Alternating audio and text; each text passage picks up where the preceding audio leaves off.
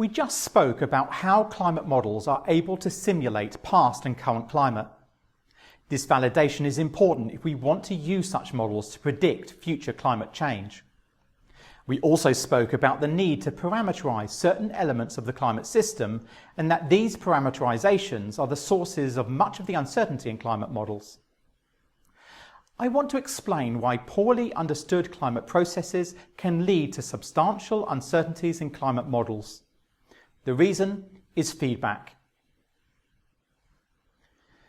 You are all familiar with feedback. You will all have experienced the loud squealing or howling sound on Zoom calls or at a music concert when someone's microphone picks up the sound from its loudspeakers, amplifies it and sends it through the speakers again. This is an example of positive feedback. One of the features of positive feedback is that it tends to lead to instability via exponential growth. However, feedback can also be described as negative. This happens when the output of a system is fed back in a manner that reduces the fluctuation in the output. Such negative feedback loops help stabilize the system. An example of a negative feedback might be the maintenance of blood glucose levels. When the blood glucose level is too high, the pancreas secretes insulin, and when the level is too low, the pancreas secretes glucagon. Let's look at the role feedback loops play in the Earth system. An example of a negative feedback loop might be seen in the coupling between the photosynthetic rate of plants and the concentration of atmospheric carbon dioxide. If we increase the photosynthetic rate of plants by planting more trees, then this will lead to a decrease in atmospheric CO2. The decrease in atmospheric CO2 will lead to a decrease in the photosynthetic rate of plants.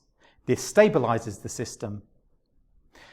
Note that in the feedback loop between the photosynthetic rate and the atmospheric CO2, there is a negative coupling, denoted by a circle-headed arrow, and a positive coupling, denoted by a normal arrow.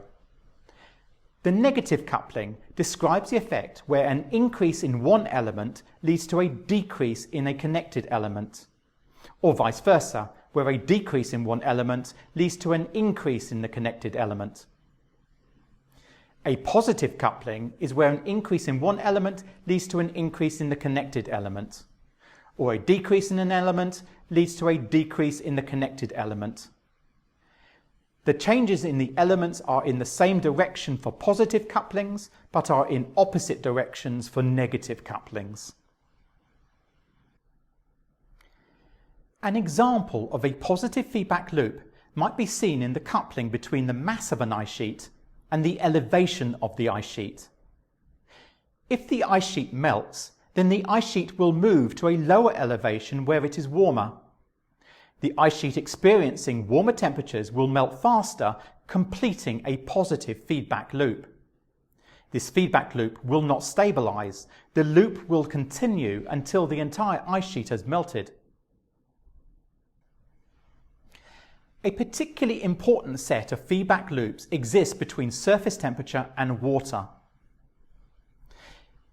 In this first feedback loop, a positive feedback loop, an increase in surface temperature leads to greater evaporation.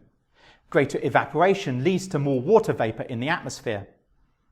Remembering that water vapor is a greenhouse gas, the increase in water vapor leads to an enhanced greenhouse effect. The enhanced greenhouse effect leads to greater surface temperature. All of the couplings are positive. The second feedback loop is a negative feedback loop. The increase in surface temperature again leads to greater evaporation. But this time, the greater evaporation leads to increased cloud cover. Clouds are reflective. An increase in cloud cover leads to an increase in albedo.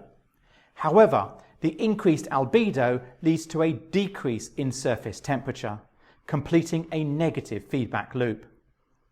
Note that this loop includes a single negative coupling.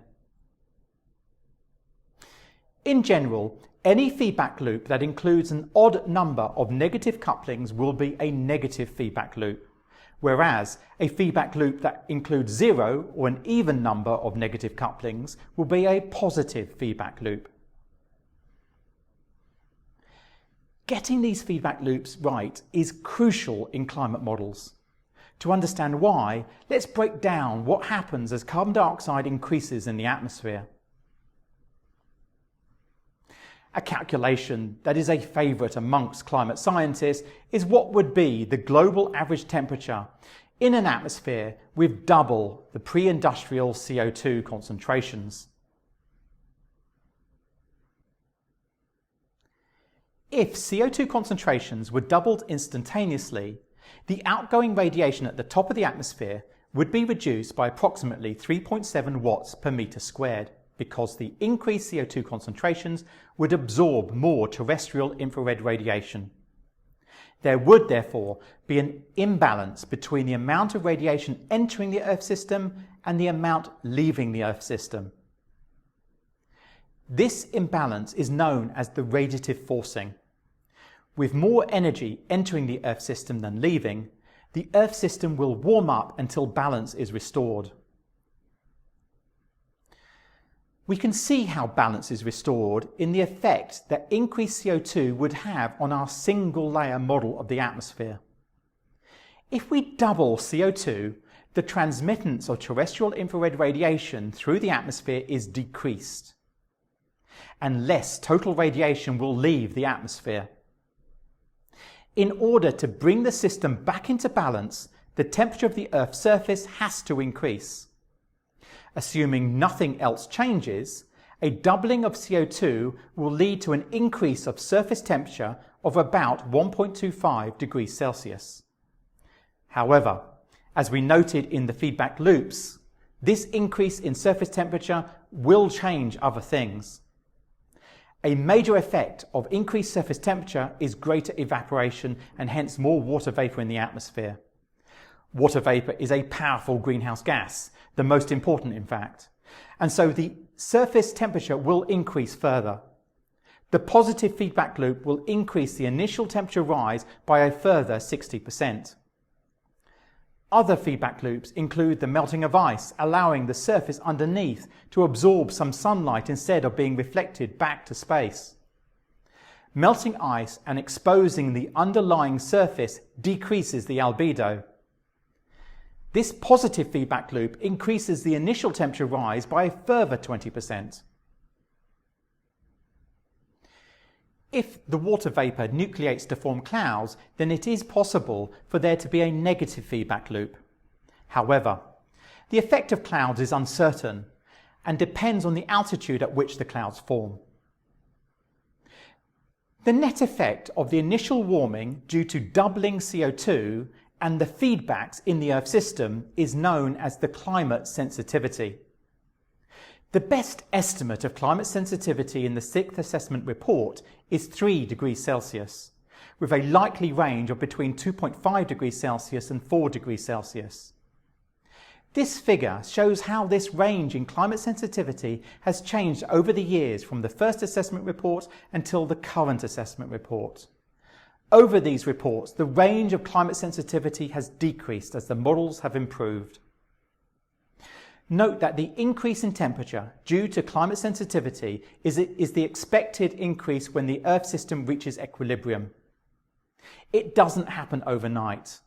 Most of the imbalance in energy entering and leaving the Earth system, as CO2 concentrations are increased, goes into heating up the oceans. Oceans take a long time to heat up, and so there is a significant lag between reaching the expected equilibrium surface temperature and the current surface temperature. For example, the current increase in Earth's surface temperature since the 1850 to 1900 baseline is about 1.1 degrees Celsius.